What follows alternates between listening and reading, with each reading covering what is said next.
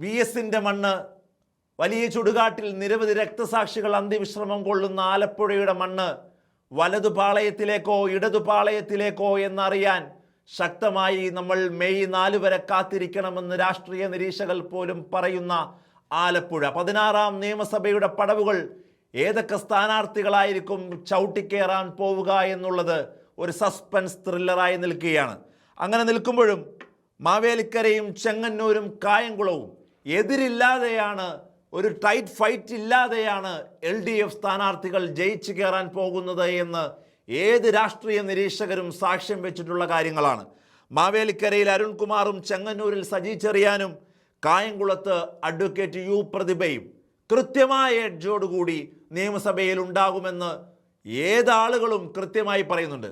നടന്നിരിക്കുന്ന ചർച്ചകൾ, pre poll, post poll, ഏത് അവലോകനങ്ങളും അതിലേക്ക് തന്നെയാണ് ശരിവെച്ചെത്തുന്നത്. ആലപ്പുഴയിൽ ചിത്തരഞ്ജനും ചേർത്തലയിൽ P പ്രസാദും ക്ലീൻ ചീട്ടാണ്. വോക്സ് പോപ്പുലി, അവിടുത്തെ ആളുകളുടെ അഭിപ്രായ സർവേ ആവട്ടെ, 1000 പേരോട് ചോദിച്ച് നടത്തി എന്ന് പറയുന്ന മുഖ്യധാരാ മാധ്യമങ്ങളുടെ സർവേ ആവട്ടെ, ഏതെടുത്തു നോക്കിയാലും ഈ 5 മണ്ഡലങ്ങൾ ഇടതോരം ചേർന്ന് നിൽക്കും. ഏതാണവ? മാവേലിക്കര, ചെങ്ങന്നൂര്, കായംകുളം, ആലപ്പുഴ, ചേർത്തല. അതിൽ 2 മന്ത്രിമാരുടേതടക്കം ഇടതോരം ചേർന്ന് നിൽക്കുന്ന മണ്ഡലങ്ങൾ.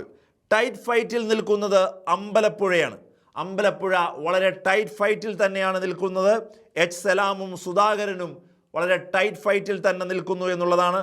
BJP സപ്പോർട്ടോട് കൂടി ഒരു പക്ഷേ G സുധാകരൻ കടന്നു കയറാൻ പോലും സാധ്യതയുള്ള മണ്ഡലമാണ്.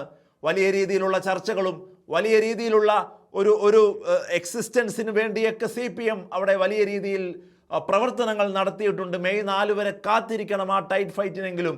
BJPയും UDFും തമ്മിലുള്ള ഒരു അന്തർധാര അവിടെ സജീവമാണ് എന്ന് രാഷ്ട്രീയ നിരീക്ഷകർ തെരഞ്ഞെടുപ്പിന് ശേഷം വിലയിരുത്തുന്നത് ഒരുപക്ഷെ G സുധാകരനിലേക്ക് ആ മണ്ഡലം മറിഞ്ഞു പോയേക്കാം. കുട്ടനാട് കൃത്യമായി എന്നും വലതുപാളയത്തിലേക്ക് ചേർന്ന് നിൽക്കുന്ന മണ്ഡലം തന്നെയാണ്. അവിടെ അത് തന്നെ സംഭവിക്കാം.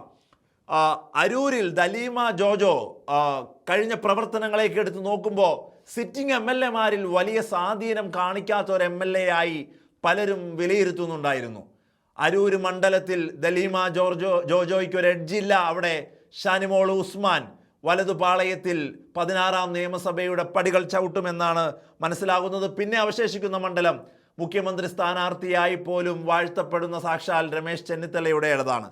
അമ്പലപ്പുഴ ഒരു ടൈറ്റ് ഫൈറ്റ് കടന്ന് G സുധാകരൻ കയറി വന്നാൽ അരൂരും കുട്ടനാടും ഹരിപ്പാടും കൂടെ ചേർത്ത് 4 മണ്ഡലങ്ങൾ വലതുപാളയത്തിലേക്ക് ചേർന്ന് നിൽക്കുന്നു.